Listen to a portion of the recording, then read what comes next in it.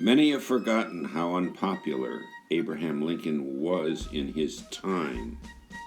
Lincoln's Hat, a historical novel released in April of 2016, conveys this aspect of Abraham Lincoln.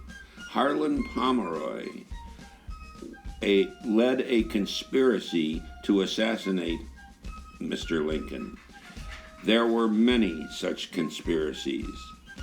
He and his gang got together at the Blevins farm in Hagerstown, Maryland, to plan what to do when their first attempt to assassinate Lincoln failed.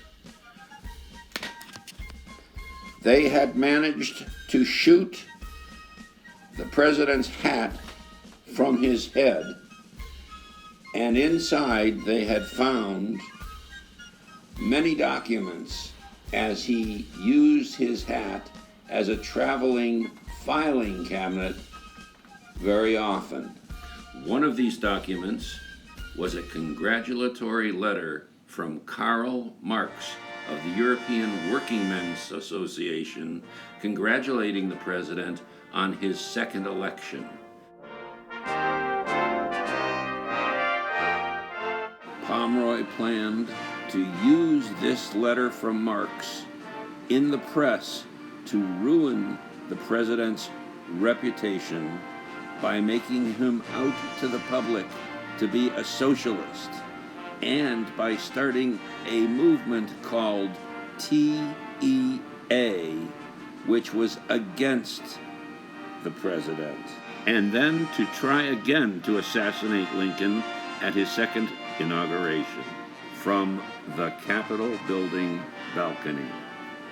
A stern Edwin Stanton, Secretary of War, spent countless hours with Allan Pinkerton, the president's security guard, attempting to chase down Pomeroy's gang and get to the bottom of the assassination attempt. But he was barking up the wrong tree. An unknown assassin named John Wilkes Booth had other plans that were more successful.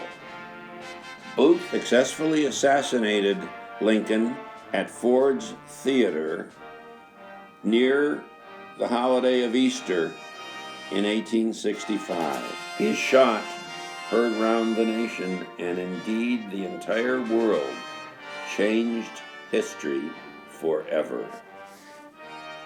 Lincoln had plans for the reconstruction of the South and the reunification of the Union after the Civil War with freed slaves like the many who had marched in his second inaugural parade. A miserable little Southern Democrat who was unable to get along with the radical Republicans in Congress ruined Lincoln's plans.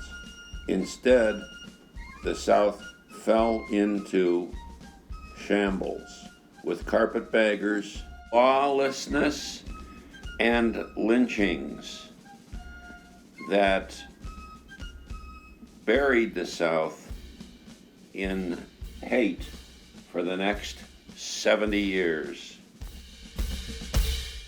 Why did it all happen? How could this have happened after the Civil War? Andrew Johnson disliked Negroes.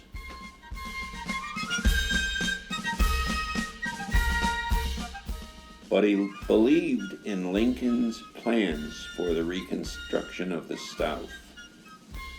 Instead, he was overwhelmed by a movement headed with the acronym TEA that Harlan Pomeroy had started within his own Democratic Party.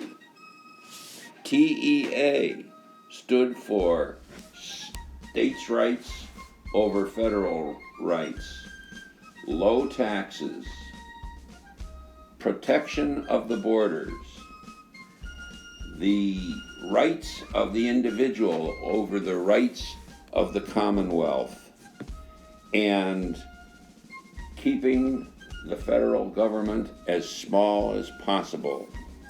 Instead, there was gridlock in Congress, which resulted in the impeachment of Andrew Johnson and the failure of any president after him for 70 years to enforce the 13th, 14th, and 15th Amendments to the Constitution, which granted not only freedom to Negroes, but more power to the federal government. Many aspects of Harlan Pomeroy's politics are still with us today, although we are shielded with other laws like the civil rights laws.